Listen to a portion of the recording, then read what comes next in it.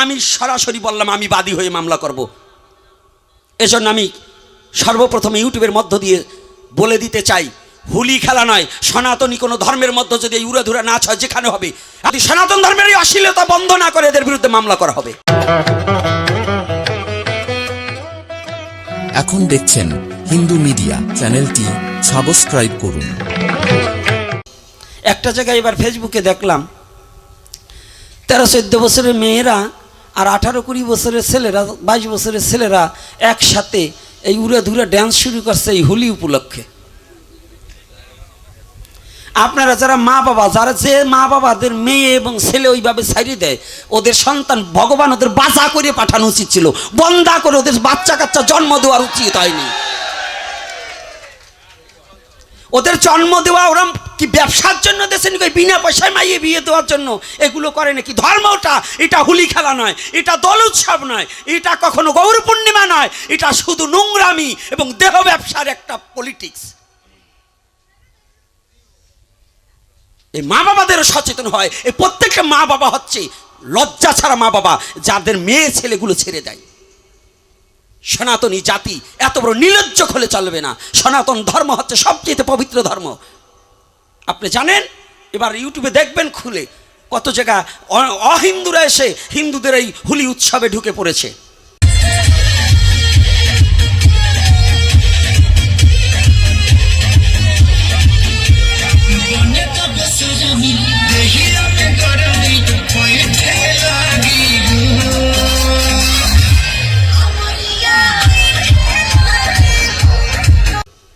আর এই ছেলে মেয়ে কসলা কসলি করে কয়েকদিন পরে মেয়ে চলে যাবে, শেষে যে ধর্মান্তরিত হবে। আর ধর্মের দোষ না, এই বরিশালে গিয়েছেও, বরিশালে যে হোলির মধ্যে গিয়েছে।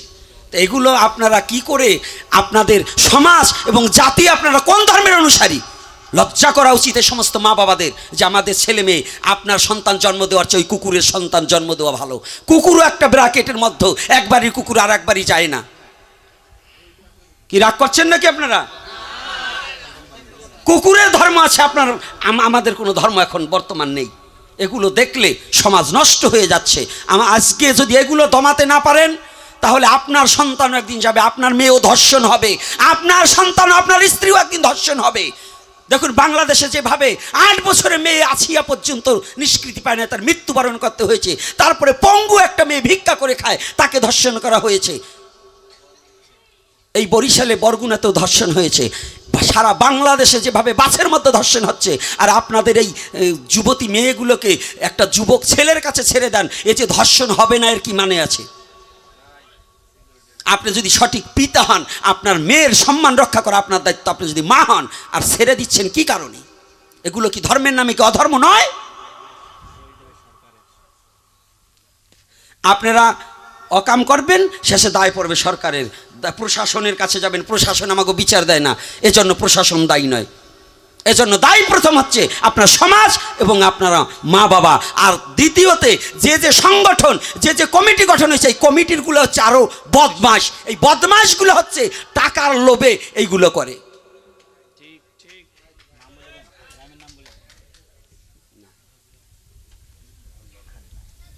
এজন্য আমি বলছি ইউটিউবের মধ্য দিয়ে, সাবধান, এখনো সময় আছে। যারা সনাতন ধর্মের এরকম অবমাননা করা হবে, এরপরে বাংলা নাম বলে ছেড়ে দেব, এই সমস্ত কমিটিদের নাম বলে ছেড়ে দেব, গ্রামের নাম ছেড়ে দেব, এবং সারা বাংলাদেশে এমন একটা আইন করব যে এদের বিরুদ্ধে মামলা করব। যদি সনাতন ধর্মের এই অশ্লীলতা বন্ধ না করে এদের বিরুদ্ধে মামলা করা হবে। আমি সরাসরি বললাম আমি বাদী হয়ে মামলা করব। এজন্য আমি সর্বপ্রথম ইউটিউবের মধ্য দিয়ে বলে দিতে চাই, হুলি খেলা নয়, সনাতনী কোনো ধর্মের মধ্যে যদি এই উড়াধুরা নাচ হয় যেখানে হবে, হ্যাঁ যুব সমাজ সেই কমিটির আগে পিটাতে হবে। কারণ আমার সনাতনী ধর্ম, যদি তোর নাইট ক্লাব খুলে নেবি, যদি তোর করতে হয়, তোর স্ত্রীকে তোর মেয়েকে আগে নাচাবি, তারপরে এই নাচানাচি সনাতন ধর্মের যুবক যুবতীকে নষ্ট করার জন্য তোরা ডাকবি। এজন্য আমি অনুরোধ করছি আপনারা মায়েরা বাবারা যারা আজকে এখানে এসেছেন, আপনাদের সন্তানকে কোনো অশ্লীল নৃত্য এবং অশ্লীল পরিবেশে ধর্মের নামে অধর্মকে প্রচার করা সেখানে যাবার দেওয়া যাবে। কি কষ্ট পাচ্ছেন আমার কথায়? ভাববেন ভাগবতে কেন এ কথা বলছেন? ভাগবত কোথায় বলবো যদি আমার পাত্রই তৈরি না হয়, আমার ধর্ম যদি রসাতলে যায়, আমার জাতি যদি রসাতলে যায়, আমার মেয়েকে যদি ধর্মান্তরিত হতে হয়, আমার মেয়ে যদি ধর্ষিত হয়, তাহলে এজন্য আমার কি ভাগবতের কথার দাম আছে? কি দাম আছে? আর এরপর থেকে যদি এই আশেপাশে গ্রামের যদি দু একটা মেয়ে ধর্মান্তরিত, এই জন্য ওই কমিটি আগে দায়ী হবে, কারণ এরা সুযোগ করে দিচ্ছে। ওরা কত টাকা করে প্রতি মাসে খায় তা কবে কে? এজন্য আর বলবো না, সারা বাংলাদেশ নয়, সারা পৃথিবীর সনাতনী জাতির ধর্মকে শ্রদ্ধার সহিত প্রতিপালন করা দরকার। আমার ধর্মকে অন্য ধর্মের লোক শ্রদ্ধা করবে না। আমার স্বধর্ম নিধনং শ্রেয় পরধর্ম ভয়াবহ। আমার ধর্মকে যদি আমি বুক পেতে দিয়ে ভালোবাসতে না পারি, তাহলে অন্যের ধর্মকে শ্রদ্ধা করতে পারবো না। আগে আমার ধর্মকে আমার ভালোবাসতে হবে। যে সন্তান তার নিজের মাকে শ্রদ্ধা করতে জানে না, সে আবার অন্যের মাকে শ্রদ্ধা করবে কি করে? যে সন্তান তার নিজের পিতাকে শ্রদ্ধা করতে পারে না, সে অন্যের পিতাকে শ্রদ্ধা করতে জানে না। আজকে অমলবাবু তার মাকে সিংহাসনে বসিয়েছে, আমার আজকে ভালো লেগেছে। আমার দুর্ভাগ্য, আমি কোনোদিন আমার মাকে সিংহাসনে বসাবার মতো যোগ্যতা হয়নি। তবে যদি ওই কাষ্টের সিংহাসনে না বসাতে পারি, মা বাবার ঋণ জীবনে শোধ করা যায় না, তবে আদবুদিও যেন কৃপা করে যতদিন পৃথিবীতে আছি, মাকে যেন হৃদয়ের সিংহাসন থেকে যেন বঞ্চিত না করে দেই। হরিবল হরিবল। যেন হৃদয়ের সিংহাসনে একটু বসাতে পারি। আজকে কত চমৎকার, আমার ভালো লেগেছে। এটাই প্রতিটা সন্তানের কর্তব্য। ধর্মের আগে কি অধিবাস কাহাকে বলছে? আগে গুরু পূজা। গুরু বন্দনা আগে নয় তো গুরু পূজা। গুরু দু প্রকার, স্থূলের গুরু মা বাবা, প্রবত্তের গুরু দীক্ষা গুরু, নাকি বাবা? তাহলে স্থূলের গুরু গুরুদেব সাক্ষাৎ থাকাকালীনও আগে পিতামাতার চরণ ধোয়ে ওই চরণামৃত আস্বাদন করে মা বাবাকে ফুল পুষ্প দিয়ে পূজা দিয়ে তারপরে অধিবাসে যেতে হয়। এটা হচ্ছে পুত্রের কর্তব্য। তাই আজকে আমাদের ধর্মের নামে অধর্ম চলছে। আজকে মহাপ্রভু যে সংগ্রাম করে আজকে যেটা তৈরি করেছে, সেই মহাপ্রভুকে অবমাননা করা হচ্ছে এই দোল উৎসবে মেয়ে নাচিয়ে। আমার শ্রীকৃষ্ণ চৈতন্য মহাপ্রভুকে অবমাননা করা হচ্ছে কি না? মহাপ্রভুর ধর্ম রক্ষা করা হচ্ছে। মহাপ্রভু কি করেছিল? এর কষ্টের কথা কি বলবো? মহাপ্রভু নিজে, এই যে আপনাদের আজকে আমি যে কথাটা বলছিলাম একটু ব্যতিক্রম আলোচনা করবো, সেই কথাটা বলছি, একটু শুনুন। বর্ণবাদ, আজও বর্ণবাদ বাংলাদেশে ছড়িয়ে আছে। বাংলাদেশ নয়, সারা বিশ্বে সনাতনীদের মধ্যে বর্ণবাদ এখনো ছড়িয়ে আছে। এই বর্ণবাদটাকে বামপদ দিয়ে দলন করার জন্য মহাপ্রভু নিজেই গর্বকে খর্ব করার জন্য, একমাত্র শুধু সত্য প্রতিষ্ঠার জন্য মহাপ্রভু এসেছিলেন। সেই মহাপ্রভুকে আমরা মানছি না। মহাপ্রভুকে আমরা কেউ মানছি না। মহাপ্রভু কি বলেছিলেন? যেই ভজে সেই ভক্ত, আর সব ছাড়, কৃষ্ণ ভজনে নাই জাতি কুলাদি বিচার। এ কথাটা কার? কৃষ্ণ ভজনে কোনো জাত আছে? কুল আছে? কেউ শুনেই। যেই ভজে সেই ভক্ত, যে ভজন করবে সেই ভক্ত। এ কথা মহাপ্রভু হরিদাসকে কোলে নিয়েছিলেন। নিয়েছে না? হরিদাসকে বুকে টেনে নেয়নি? এমন দয়াল অবতার, প্রেমের অবতার কোথায় পাবে? কবে এসেছিল? কোনো যুগে আসেনি, এই কলির যুগের জন্য এসেছে। আর সেই সুযোগ মাতানচাঁদের মতো পদে লিখেছেন, গুরু মাতানচাঁদ লিখলেন, পেয়ে এমন সুযোগ হলে বিয়োগ, শেষে কি আর পাবি দিশে? এই সুযোগে, এই কলির যুগে যার গৌর পদে রতি না জন্মিবে, তার এই মনুষ্য জন্ম ধন্য হবে না। এই মনুষ্য জন্ম তার নিষ্ফল হয়ে যাবে। এজন্য এই কলির যুগে রসের অবতার, প্রেমের অবতার, ভাবের অবতার, দয়ার অবতার একমাত্র গৌরহরি। এই গৌরহরি প্রতিটা জীবকে ক্ষুদ্র না ভেবে প্রাধান্য দেওয়ার নিমিত্তে সমস্ত জাতিকে একত্রিত করেছে। এই হরিবাসর, এই নামযজ্ঞের আয়োজন কে করেছে?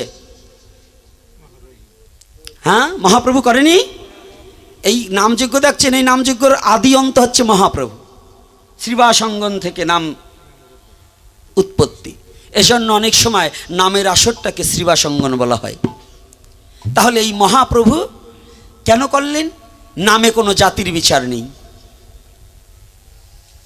নামে কোনো, তবে তখনকার নাম প্রচার আর এখনকার নাম প্রচার এক নাই। আপনাদের আর একটা কথা বলে যাচ্ছি, কোনো কমিটি, এই যে আপনাদের মেলা বসছে, অমলবাবুরে বলবো, মেলার দোকানদাররা তো আপনাকে 10 লাখ দেওয়ার আশা আপনি করেন না। আপনার এই মেলায় আসতে হইলে পেঁয়াজ রসুন ডিম নিয়ে বসতে পারবে না, এইরকম আইন করবেন। এই বাংলাদেশে যত কমিটি আছে নামযোগ্য ঠিকই হচ্ছে, তারা নিরামিষ খাচ্ছে, কিন্তু ওখানে পেঁয়াজ রসুন ফুচকা দিয়ে ডিম দিয়ে এবং হালিম পর্যন্ত বিক্রি হচ্ছে। কি এরকম আছে কি না? আচ্ছা, যদি এইগুলো বন্ধ না করেন তাহলে আপনারা নামযোগ্য না দেওয়াই ভালো, তাতে আপনার পবিত্রতা হয় না। যাদের দিয়ে নাম দেওয়ান ওরাও কিছু রাক্ষস আছে, অর্থাৎ দলের লোকও কিছু রাক্ষস আছে। ওই রাক্ষসের দলগুলো ওরা কি করে, আপনার আসরেরতে বেরোয় যাই দোকানে বসে ডিম 2-3টে মারে। এই বাংলাদেশের সবচেয়ে বড় কীর্তনীয় নাম বলবো না, আমি যার কীর্তন খুব ভালো শুনতাম, তারপরে এখন সামনে যে ওর আসর শুনি না। আমার নিজে চোখে দেখছি 2টো ডিম সিদ্ধ করে কালীগঙ্গার আসরে, জলির পার কালীগঙ্গা, ওই আসরে খেয়ে আরসি দিয়ে আবার একটু আরসি খাইছে, ওই যে ডিমের গন্ধ কবে আরসি খেয়ে ওইটা ডাইকে আসরে গেল, মুখও ধুইল না। আমি নিজে চোখে দেখেছি, তারপরের থেকে ওনার আসরে কীর্তন শুনি না। তাই এজন্য আমি বলছি, আপনারা কমিটিতে যারা কীর্তন দিচ্ছেন, চরণে হাত রেখে বলছি, এই নামই মুক্তির পথ এবং নাম থেকেই আপনার নরকের পথ। নাচিতে গাহিতে জীব নরকেতেই যাবে, তাহলে নরকে মজিবে, এটা কে বলছে? মহাপ্রভু বলছে, নাচিতে গাহিতে জীব। এর কারণ কি? 64 প্রকার অপরাধ। মহাপ্রভু বললেন, আমি তাকে দয়া করিব, কাকে? অপরাধ শূন্য হয়ে যে লইবে নাম, অপরাধ শূন্য হয়ে সদা লইবে নাম। তাহলে অপরাধ যতদিন পর্যন্ত মার্জনীয় না হবে ততদিন পর্যন্ত এই নামে আমাদের ক্রিয়া হবে না। তাহলে কি করতে হবে? আপনাদের দল বায়না করার সাথে সাথে প্রত্যেকটা দলে বলবেন, কৃপা করে আপনারা বাইরের খাবার খেলে আমি আপনাদের বায়না করিব না, ঠিক, একটু সংযত থাকুক। তো এই জন্য এই ফুচকার দোকান, চটপটির দোকান, চানাচুরের দোকানে, পেঁয়াজ দেওয়ার দোকান, এইগুলো আপনাদের বন্ধ করা একান্ত দরকার। আছে কি না? আছে। হ্যাঁ, আপনারা কি এটা রাজি কি না? তাহলে এরপর থেকে অনেক লোক হাত তোলেন নাই, মানে একটু খাই তো, এগুলো সম্বন্ধে তারা অন্য জায়গায় বেচুক, আপনারাও পেঁয়াজ খান, আমার আপত্তি নাই, আপনি খেলে আমার বাবার কিছু আসে যায় না। কিন্তু আমার এই ধর্মীয় অনুষ্ঠানে যদি অপবিত্র করেন, এটা সম্বন্ধে আমি প্রতিবাদ করবই। এটা আমার মুখ আটকাতে পারবেন না। আমার মৃত্যু যদি হয়ে যায়, আমি এজন্য লড়াই চলছে, চলবে। একা গোপীনাথ মরবে, লক্ষ গোপীনাথ এই বাংলার বুকে তৈরি হবে, লক্ষ গোপীনাথ তৈরি হবে। আমি এটা মৃত্যুকে সাথে নিয়েই আমি ঘুরি। আমি মরার ভয়ে যে কথা বলবো না, এজন্য না। সত্য সনাতন, আর সনাতনই সত্য, আমি এই কথাটাকে বিশ্বাস রাখি। যত ঝড় আসুক, এই ঝড় দিয়ে সনাতনকে দমানো যাবে না। এজন্য আমি চাই সনাতনী জাতি কুসংস্কারটাকে দূরীভূত করে দিয়ে, হিংসাটাকে ভুলে দিয়ে, হিংসাটাকে আগে ভুলাতে হবে। হিংসা যতদিন পর্যন্ত করবেন ততদিন পর্যন্ত আপনার মুক্তি ঘটবে না।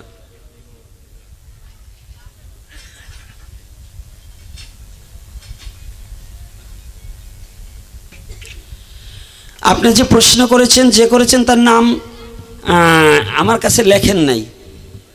এই যে প্রশ্ন করেছেন, এটি হলো একটু ঝগড়া লাগাই না, কথার ঝগড়া লাগাই না প্রশ্ন। আমি কারো ঝগড়া করতে আসিনি, কারণ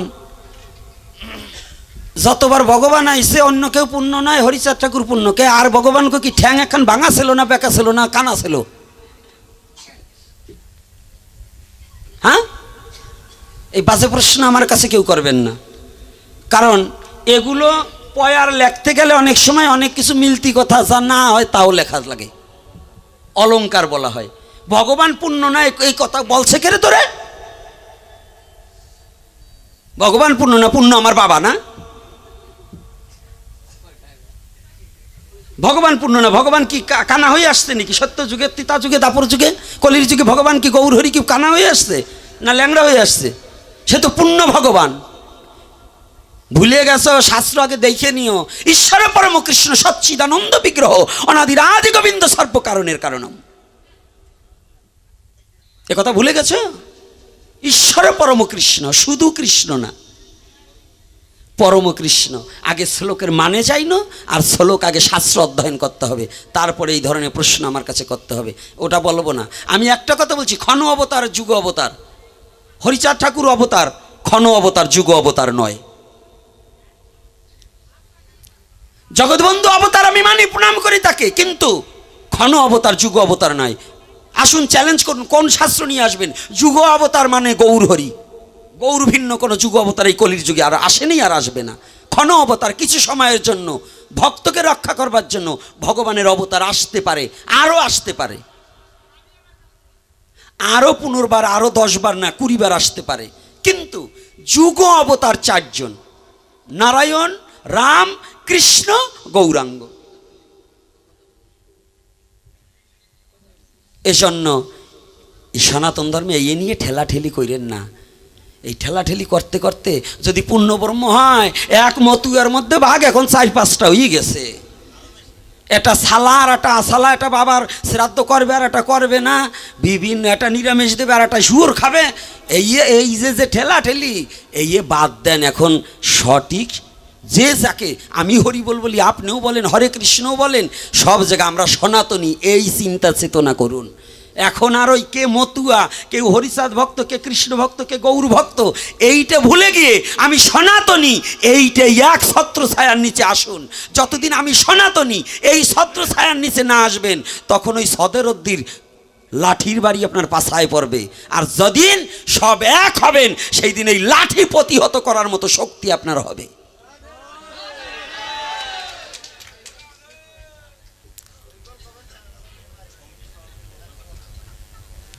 আর যে করুক, ওইটা বলবেন কেন? ওটা কোনো বলা যাবে না। আমার বাবা বললো, আমার বাবার আমার স্থান নাই। কথাটা বোঝেন নাই? আমার বাবা প্রশ্ন করলে আমার বাবাকে ছাড় দেবো না, কারণ যেখানে প্রশ্ন হবে তার উত্তর দিতে হবে, আর সঠিক কথাটা আমার বলতে হবে না। আমি কি অন্যায় বলবো? যদি অমল বাবু দেয়, তাও অমল বাবুর আমি ছাড়িয়ে দিয়ে যাবো না। আমার এত ভয় নাই যে অমল বাবু আবার আনবে না, এই ভয়তে আমি কথা বলবো না, তা না। আনো আনো না আনো না আনো, একটা মুখ, চলবেই গৌর হরি চালাবেই। বিশ্বে যখন মহাপ্রভু পাঠিয়েছে, আহার আমার জন্য নির্ধারণ করে দিয়েছে। এই জন্য তেল মেরে কথা বলে সনাতন ধর্মের ক্ষতি করব না। আমি আজকে তেল মেরে যাব, সনাতনের ক্ষতি করব না, সত্য যেটা সেটা বলে যাব। এজন্য আপনাদের আমি অনুরোধ করছি, চরণে হাত রেখে প্রতিটা সনাতনীকে, এক ছত্র ছায়া আমরা সনাতনী নাকি? আমরা কি? কে মতুয়া, কে কৃষ্ণ ভক্ত, কে গৌর ভক্ত, কে কালী ভক্ত, কে শিব ভক্ত, এটা পরে দেখবো। ওটা যার যার ভজনের অনুপাতে সে মুক্তি পাবে কি না পাবে, ওটা তার ব্যাপার। কিন্তু আমরা সনাতনী, এক ধর্মের উপরে, এক নামের উপরে, একের উপরে চলতে হবে। রাধে রাধে। যাক, আপনারা যারা এসেছেন, দীর্ঘায়ী আলোচনা বাড়াবো না, সময়টা অতিবাহিত হয়ে গেছে। আর এই কথাটা কেন বলছি? আমার স্বার্থে বলছি। যতগুলো কথা বলছি আমার জন্য বলছি। এটা আমার জাতি, আমার ধর্ম, আমার সমাজের জন্য, নাকি? আমার কথা তো বলিনি। তাহলে আজকে এই পাবন অবতারী শ্রীমান গৌর হরিকে যারা অবমাননা করবেন, তার এহকাল পরকাল দুকালই পুড়ে যাবে, কপাল পোড়া হবেন। এজন্য আমি অনুরোধ করছি, ধর্মকে অধর্মের জায়গায় টেনে নেওয়া যাবে না।